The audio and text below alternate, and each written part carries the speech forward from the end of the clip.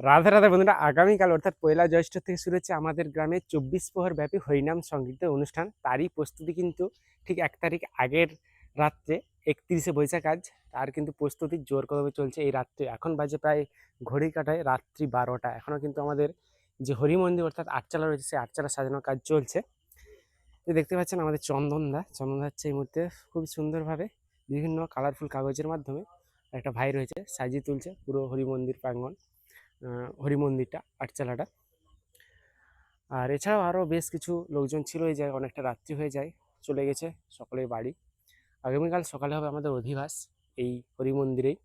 তার জন্যই আজকে রাত্রে খুব জোর কদমে প্রস্তুতি চলছে, হরি মন্দির সাজানো চলছে।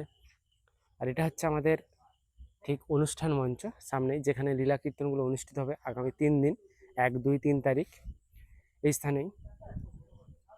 আর ঠিক 3 তারিখ বড় ভোগ দিন থাকছে নরনারায়ণ সেবা, সেটা অনুষ্ঠিত হবে আমাদের একদমই পাশে এই মাঠে। এখানে প্যান্ডেল করা হবে, পুরো ফ্যান দেওয়া থাকবে যাতে গরমেও কোনো মানুষ অসুবিধা না হয়। তাই এলাকার এবং আমার ভিডিওটা যারা দেখছেন সকলকে আমন্ত্রণ রইল, আপনারা অতি অবশ্যই আসবেন আমাদের এই 24 প্রহরব্যাপী হরিনাম সংগীত অনুষ্ঠানে।